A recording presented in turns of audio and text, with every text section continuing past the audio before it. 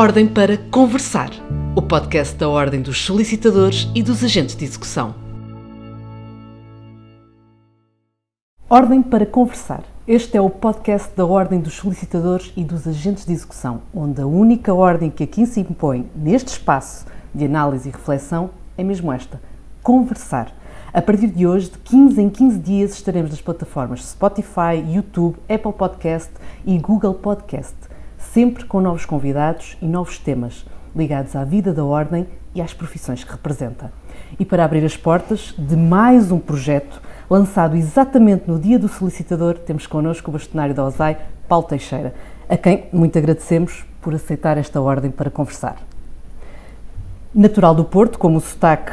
facilmente revela, a solicitadoria foi um acaso feliz na sua vida. Apesar de no início do percurso terem perdido o seu registro e as provas de acesso ao ensino superior, a verdade é que depois do curso de solicitadoria só parou no doutoramento, cuja tese se debruçou sobre a implementação da figura do agente de execução. Foi presidente do Conselho Regional do Porto, vice-presidente do Conselho Geral e, apaixonado pelo que é ser professor, abraçou a formação, o Instituto de Formação Boto Machado, como uma missão. De uma forma muito resumida e correndo o risco de ser redutora, assim foi o percurso até ao dia em que se tornou bastonário desta casa. 2 anos e qualquer coisa passados desde o dia em que tomou posse, pergunto, que balanço é que podemos fazer? Os objetivos foram alcançados? Muito boa tarde, muito obrigado pelo convite, sinto-me particularmente honrado por ter sido escolhido para dar início a este podcast e aquilo que poderá vir a ser naturalmente uma informação permanente da vida da OSAI junto dos seus associados, mas o balanço que deve ser feito, estamos na altura de o fazer, exatamente a meio do mandato, ele não pode ser visto de uma forma leviana e não sendo, o balanço queríamos ter feito muito mais, não conseguimos fazer muito mais, são vários os fatores que nos levam a ter que concluir que não conseguimos fazer mais, é bom perceber que quando nós iniciamos funções, muito pouco tempo depois, cessou funções o governo de então, depois tivemos um processo eleitoral novo, entrou em funções um novo governo, junto desse mesmo novo governo tivemos de começar tudo de novo, tentando explicar aquilo que são os anseios e as preocupações e as reivindicações dos nossos colegas, que isso demora imenso tempo. E depois, para mal de todos nós, não só a Ordem dos Solicitadores, não só os solicitadores, não só os agentes de execução, mas todas as ordens profissionais neste país foram envolvidas, como todos nós sabemos, num processo muito mal trabalhado, muito mal pensado, muito mal levado a efeito ainda pior, de alteração estatutária, sem verdadeiramente serem ouvidas as ordens, isso é, público, e fez com que nós nos tivéssemos que desdobrar em reuniões permanentemente com o Governo, com os deputados da Assembleia da República, com as comissões parlamentares, precisamente para tentar minimizar tanto quanto fosse possível aquilo que era o impacto e aquilo que era a vontade dos parlamentares. Basta só lembrar, por exemplo, que houve um partido neste país que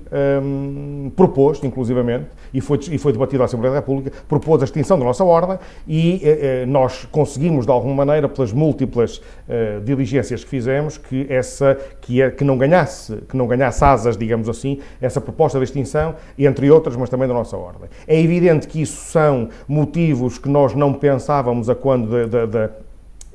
do projeto que nós iniciamos, não tínhamos nem podíamos ter a ideia de que isso seria a nossa principal tarefa. Ainda assim, muitas foram as reuniões que nós fizemos com o Ministério, muitas foram as iniciativas que nós levamos por diante, com vista à sedimentação daquilo que são as nossas propostas e que, mais cedo ou mais tarde, fruto desta sementeira, alguma solução, alguma das nossas preocupações há de ter acolhimento e, portanto, o caminho faz-se exatamente assim. Pena foi que não tivéssemos tido tempo para nos dedicarmos quase só àquilo que era a nossa proposta inicial, àquilo que eram os nossos objetivos iniciais, precisamente porque tivemos que nos aliar deles para tomar conta daquilo que é o novo governo, ou um governo que cessou funções, um novo governo, e aquilo que eu já expliquei. Portanto, evidentemente que o balanço faz-se de muito trabalho, de muita dedicação, de muita luta, sem os resultados todos que nós queríamos, mas evidentemente que é fácil de perceber exatamente aquilo que nós tivemos que fazer e que não tivemos a oportunidade para fazer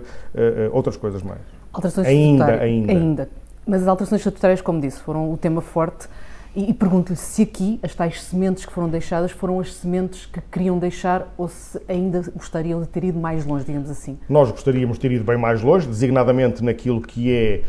a lei dos atos próprios dos advogados e dos solicitadores, que nem tão pouco essa colhe o argumento de estar subjugada àquilo que se diz ser o PRR, porque na verdade não estava, não constou no programa, não constou do PRR e da proposta feita à União Europeia que tivessem que alterar a lei dos atos próprios do advogado e do solicitador como condição de receber dinheiro do PRR. Isso não foi assim. Lutamos muito, e a Ordem dos Advogados fez o mesmo, lutamos muito para que, na verdade, essa lei ou essa alteração não viesse a acontecer. Foi notório que foi um excesso manifesto da maioria parlamentar do Partido Socialista, que quis levar por diante exatamente essa medida. Hoje não tenho dúvida nenhuma que estão conscientes que foram longe demais naquilo que é a Lei 49/2004 ou a sua alteração. E eu estou amplamente convencido, com o novo Governo, aliás, já temos data marcada para ser recebidos pela Sra. Ministra da Justiça, a nova Ministra da Justiça, e um dos temas, naturalmente, que será abordado é, precisamente, a possibilidade, para não dizer exigência, de ser represtinada aquilo que era a Lei 49/2004, antes da alteração, porque os argumentos dos colegas já os conhecem todos, que eu tive a oportunidade de o divulgar várias vezes, não há nenhuma verdadeira justificação para que se tivesse alterado na maneira como foi alterada aquilo que é o ato próprio do advogado e do solicitador. Razão pela qual essas sementes, eu estou convencido que vão dar os seus frutos. Tentaremos só com luta, só com persistência, só com a nossa iniciativa, porque de outra maneira não vamos conseguir. Aproveito a ponte. Tomou posse recentemente o 24º Governo. Terá, a breve trecho, uma primeira audiência com a Sra. Ministra da Justiça. Já está marcado. Que assuntos, quais são as prioridades que terão de ser levadas a essa primeira reunião? Seguindo aquilo que há bocadinho estávamos a falar, uma das principais preocupações prende-se com a repristinação daquilo que são os atos próprios do advogado e do solicitador, evidentemente o solicitador em primeiro lugar. Há uma matéria muito delicada que se prende com o reforço do mandato judicial do solicitador, que é a reivindicação nossa de há muito tempo, e dos colegas também, com toda a justiça, com todo o equilíbrio. Não há argumentos válidos que possam sustentar esta sistemática recusa de termos um mandato judicial mais alargado. A questão do apoio judiciário é absolutamente fundamental. Este país precisa de ter ao seu serviço mais um conjunto alargado de profissionais competentes que estão dispostos a fazê-lo, de tal maneira dispostos que até o fazem pro bono por uma iniciativa desta ordem naquilo que é a informação jurídica gratuita e não só. Aliás, temos vindo a fazê-lo isso no país inteiro e, portanto, já demonstramos variedíssimas vezes que estamos predispostos, queremos fazê-lo e, para além do mais, temos competência. É evidente que, estando refém de um protocolo que prevê a existência de um protocolo entre o Ministério da Justiça, a Ordem dos Advogados e a Ordem dos Solicitadores, protocolo esse que tem vindo a ser sistematicamente negado, digamos assim, não obstante as iniciativas nossas, pela Ordem dos Advogados. E, portanto, enquanto não se alterar a lei e por decisão do Governo, que basta uma decisão do Governo, nós vamos naturalmente com a Sra. Ministra demonstrar que urge para este país, para precisamente termos um conjunto mais alargado de profissionais qualificados para servirem os cidadãos economicamente carenciados, porque é exatamente isso que é a nossa função também. Uma das funções nobres do solicitador é exatamente isso, é auxiliar e administrar o melhor que puder aquilo que é a justiça e, portanto, e servir o cidadão. E, portanto, está na nossa ideia essa reivindicação. A outra prende-se com a alteração proposta essa que fizemos também no passado, mas que, enfim, só estavam preocupados, o Governo só esteve e a Assembleia da República preocupados com as alterações estatutárias nos moldes a que quiseram fazer de forma transversal, portanto não nos ouviram verdadeiramente, como é público, mas vamos naturalmente continuar a demonstrar a absoluta necessidade de se inverter, ou melhor, alterar aquilo que é o modo de funcionamento de intervenção do agente de execução e que tem que passar, como nunca devia ter deixado de ser, ou nunca deveria ter sido de outra maneira, que é através da sua distribuição, não necessariamente cega, mas com alguns critérios que possam, enfim, estabelecer algum funcionamento ainda melhor dentro daquilo que são os bons serviços prestados por agentes de execução.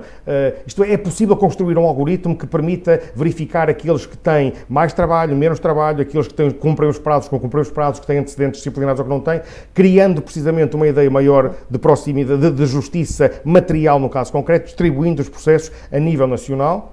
evitando-se que continuemos com uma distribuição ou uma concentração, como ainda hoje existe, uma concentração de processos em mega escritórios de agentes de execução e, infelizmente, a história recente nos dá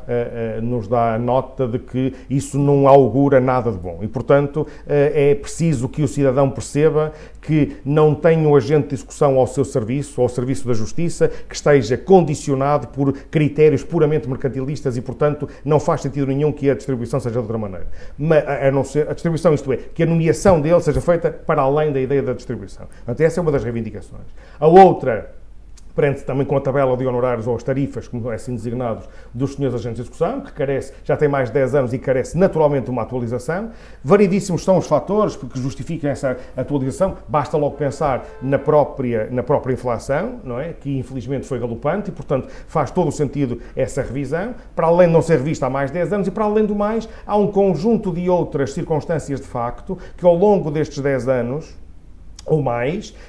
fomos vendo que não estão previstas na própria portaria ou que até estão erradamente previstas e carecem, claro, ou carecem de uma atualização, de uma reflexão, e esse é um dos pontos que nós iremos também apresentar à Sra. Ministra da Justiça, claro. Uma outra questão fraturante e que muito marcou os últimos tempos tem sido a CEPAS, a Caixa de Previdência. E pergunto, neste momento, qual é a posição assumida pela OSAI e qual acredita que será realmente o futuro da CEPAS? Começando pela sua primeira pergunta, a resposta só pode ser uma e quem disser o contrário não está a ser intelectualmente honesto. Nós tivemos uma Assembleia Geral em 2020, em Coimbra, que teve uma participação massiva, vamos chamar-lhe assim, dos senhores solicitadores e agentes de execução, e a decisão foi clara, foi obrigar, digamos assim, ou pelo menos determinar que o Conselho Geral de então diligenciasse junto do poder político uma alteração estatutária que permitisse que os solicitadores e ou agentes de execução pudessem escolher o seu sistema previdencial, seja pela Segurança Social, seja pela CEPAS. Evidentemente que enquanto não houver outra deliberação soberana de uma Assembleia Geral convocada para o efeito que tenha conclusão distinta, a única luta que esta direção levará por diante e a defesa é precisamente cumprindo escrupulosamente a decisão que foi tomada na Assembleia Geral. Se houver, e este é um se muito grande porque não depende de nós, se por qualquer razão na comissão que está constituída, da qual nós naturalmente fazemos parte, integrante, estamos nós, está a Ordem dos Advogados, está a Caixa de Previdência e está o Instituto da Segurança Social. Se essa comissão entender e demonstrar e decidir que a opção não é possível, isto é puramente especulativo, então aí teremos de ouvir outra vez os colegas, numa outra Assembleia Geral, perguntando-lhes exatamente que, não sendo isto possível, qual é o caminho que devemos seguir e mostrando-lhe com a maior clareza possível aquilo que são os prós e os contras de outras soluções, desde que, e eu sublinho, se e só se esta Comissão entender ou decidir que a opção não é uma possibilidade. Há, enfim, alguns rumores de que na Assembleia da República se discutiu, não de uma forma formal, mas sim informal, que essa questão da opção não é propriamente execuível, mas isto são rumores, não vale o que vale. Portanto, esta comissão foi constituída por decisão da Assembleia da República, a OSAI faz parte, sou eu que estou lá, não só, mas também a representar a OSAI, a senhora bastonária da Ordem dos Advogados faz a mesma coisa, o senhor Presidente da CEPAS também está presente e também a direção da Segurança Social. E este trabalho, que há de ser composto também, porque nós já nomeamos técnicos para o efeito, há de chegar a uma conclusão. E se essa conclusão for, por exemplo, olha, não pode ser escolha, porque não é execuível, explicando porquê, e se essa decisão for tomada por quem tem que a tomar, então teremos de ouvir outra vez os senhores solicitadores para escolherem aquilo que há de ser o seu futuro na perspectiva previdencial. A verdade é que a Ordem, ao longo da sua história, tem procurado sempre estar e dizer também que está do lado da solução. E se passearmos pelos últimos anos, aparece ligada a muitos projetos que têm a sua marca, o PEPEX, o E-Leilões, o Geopredial.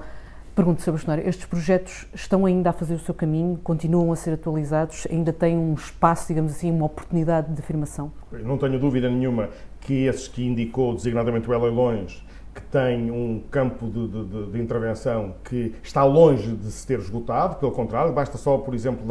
dar nota de que há muito pouco tempo nós fizemos um protocolo com o conhecimento do Ministério da Justiça, um protocolo com os nossos colegas espanhóis, que tem algumas, poucas, mas algumas funções dos nossos agentes de execução e que também tem um portal de subastas, é assim designado, e neste momento está alargado ao território ou aos cidadãos espanhóis, assim como também aos cidadãos portugueses, conseguem naturalmente, e as empresas, conseguem aceder ou ter nota daquilo que são os bens que estão a ser vendidos em leilão nessa plataforma espanhola, tal qual como os cidadãos e as empresas espanholas têm, ou conseguem ver e registram-se e licitam para ter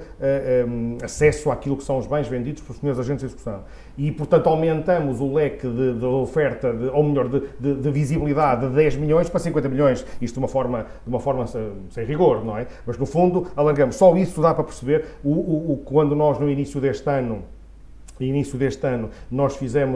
anunciamos a nova plataforma, digamos assim, desenvolvimentos recentes e melhoria de funcionamento, demonstra isso mesmo, que o E-Leilões tem um caminho muito longo pela frente. Não tenho dúvida nenhuma quanto a isso, e temos vários projetos que estão em curso precisamente para o seu desenvolvimento e alargamento de intervenção. Aliás, estamos a pensar, já propusemos e vamos continuar a propor um bocadinho naquela senda de perguntarmos dizermos à Sra. Ministra o que é que queremos fazer. E há um dos aspectos que nós queremos continuar a propor, que é que seja alterada a lei no sentido de o leilão eletrónico passar a ser obrigatório, ainda que tenha alguma folga, algumas exceções, mas que seja esse o mecanismo, não é só preferencial, obrigatório, com uma outra exceção, enfim, para o sistema funcionar bem, não só para os agentes de execução, mas também para os administradores judiciais. Aliás, tenho dito muitas vezes que este país precisa e muito de deixar de utilizar meios ou mecanismos de alienação forçada de património através de entidades privadas. Deve ser feito através do conhecimento do Estado e por isso é que nós temos o E-Leilões, que não especula, que defende os interesses dos cidadãos e que, por essa mesma via, hoje conseguimos orgulhosamente dizer que, pela sua implementação, são cada vez mais os casos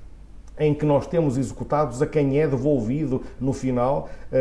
património, em resultado da alienação daquilo que havia sido penhorado ou que fazia parte da massa insolvente, precisamente porque não há especulação, mas particularmente nos agentes de execução. E isso é fundamental, porque isso sim chama-se fazer justiça. É exatamente o que a Ordem tem vindo a fazer. E reforçando este lado da Ordem de quer estar do lado da solução, recentemente foi também celebrado um protocolo com a AIMA. E pergunto-lhe sobre o cenário, o que é que está previsto, digamos assim, em termos de intervenção para os solicitadores? O previsto, e que eu gostava muito que se implementasse, porque tal qual como nós há 20 anos atrás apresentamos uma solução ao Governo de então para terminar com o flagelo dos processos, dos atrasos e das injustiças cometidas no processo executivo de então, e que teve o resultado que teve, e hoje o sucesso nacional e internacional da reforma da ação executiva em Portugal é fácil de encontrar e fácil de perceber, e é muito bom de aplaudir, porque exatamente há motivos para o fazer. É esta questão da AIMA, que constitui um problema nacional tremendo por causa dos processos, dos milhares e milhares e milhares de processos que estão parados sem avaliação, de autorização de residência ou de renovação de residência, e outros tantos processos que estão ligados a esta nova agência.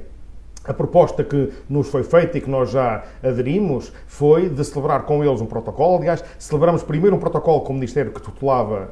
a AIMA, depois fizemos um mais pormenorizado, digamos assim, com a própria AIMA, e estão em curso as negociações com vista àquilo que há de ser a implementação do modelo de intervenção do solicitador e também do advogado, que há de ser igual,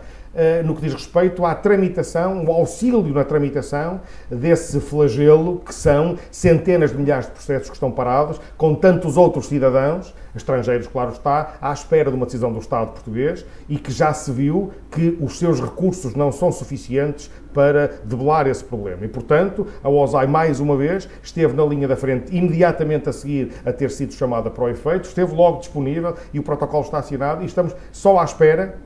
que seja definido o modelo, isso agora está do lado da AIMA, a última reunião assim ficou determinada, só estamos à espera que seja definido o modelo não é de bem contratação, mas o modelo de intervenção do solicitador e a partir do momento em que isso seja feito, não vamos ter dúvida nenhuma, a não ser que o Governo mude ideias, que os solicitadores irão ter um papel fundamental naquilo que é a tramitação dos processos dos cidadãos estrangeiros que querem ter uma autorização para residir em Portugal ou que querem renovar as circunstâncias já cá estarem e que não estão a conseguir. Isto é algo muito preocupante e como a Ordem tem como uma das principais funções, já há um bocadinho dizíamos, que auxiliar na administração da justiça, ora aí está o cumprimento de uma das suas atribuições e é por isso que existem ordens em Portugal. À boleia deste podcast, um projeto hoje lançado, pergunto-lhe para os próximos tempos quais diria que são as grandes apostas? Se nos deixarem trabalhar, são as mesmas apostas que nós tínhamos desde o início e queremos vê-las concretizadas, designadamente aquelas que há bocadinho falei. Eu estou convencido que não é difícil convencer o Governo, conforme não foi difícil convencer o Governo anterior, daquilo que era a justeza e aquilo que é o acerto das nossas medidas. Não foi possível pelas razões que nós já apontamos, mas estou convencido que a nossa insistência e porque lutamos por algo que é justo e que é equilibrado e que é perfeitamente justificado, vamos continuar a levar ao Ministério da Justiça e não só os projetos que temos, projetos que podem passar pelo desenvolvimento do leilões, projetos que podem passar pela melhoria do sistema do funcionamento dos agentes de execução em Portugal, designadamente da distribuição, daquilo que podem ser novas competências para os solicitadores. É bom recordar que ao longo dos anos as competências dos solicitadores foram aumentadas precisamente porque se lhes foi demonstrado duas coisas ao Governo. Uma, a competência profissional, a formação qualificada para o efeito e a insistência da Ordem nesse sentido. E é esse o caminho que temos de levar por diante. Portanto, os projetos que nós temos de aumento de intervenção, seja através de protocolos com instituições, como vamos, muito a breve trecho, iremos ter outros protocolos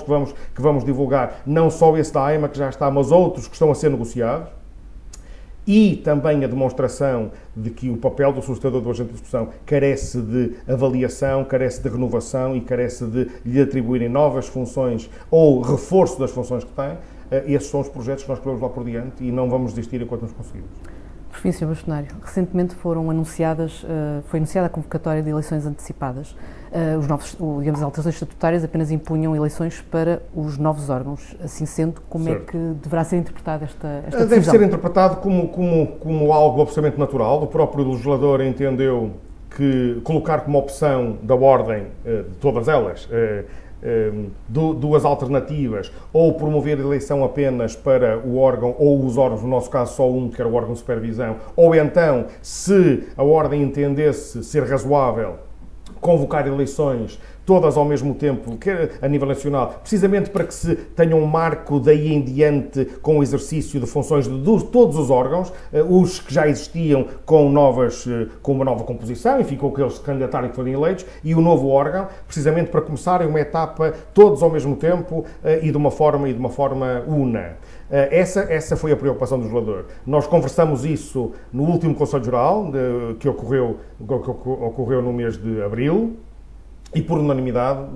dos colegas do Conselho Geral, sob minha proposta, foi aceito que deveríamos naturalmente antecipar as eleições que estavam marcadas ordinariamente para dezembro de 2025 e que com toda a probabilidade irão ocorrer em dezembro de 2024, devolvendo-se de alguma maneira, até de uma forma antecipada, com esta alteração orgânica, aos colegas aquilo que deve ser a voz para a eleição e para a determinação de quem devem ser os novos dirigentes desta Casa a partir do próximo ano. Sr. Bastonário, estamos no dia do solicitador e não queria, digamos assim, ditar a despedida antes de lhe pedir uma palavra aos nossos associados neste dia tão especial. A palavra é de esperança e é de luta e é de poderem contar com aquilo que é a nossa resiliência permanente, a nossa vontade de fazer melhor e de servir, não só os associados como também a Justiça, e é exatamente isso que nos move, é exatamente isso que eu quero levar por diante até ao final do meu mandato, seja ele em que momento for, esteja eu cá mais 10 anos, ou mais um ano, ou mais 2, essa é a minha vontade de servir, e portanto a mensagem que se deve transmitir aos senhores solicitadores hoje, que se comemora o seu dia, digamos assim, instituído por esta Casa o ano passado de comemoração, é de persistência, é de esperança e é de luta conjunta e de entrelaçar ideias e vontades para que esta Casa continue a crescer tal qual como vem crescendo nos últimos anos. E assim terminamos aquela que foi a primeira conversa deste podcast. Muito obrigada, Sr. Bastonário, por ter sido o primeiro a cumprir esta ordem. E muito obrigada também a si, que nos acompanha. A Ordem para Conversar regressa a 24 de maio e, antes disso, o próximo convidado será revelado nas redes sociais da OSAI. Já sabe, para ficar a par de tudo, siga-nos no Instagram, Facebook, LinkedIn, Threads e Rede X. E adira, claro, ao WhatsApp da OSAI. Quanto a nós, esperamos por si para mais um episódio do Ordem para Conversar, o podcast da Ordem dos Solicitadores e dos Agentes de Execução, onde, já sabe, a ordem é só uma: conversar.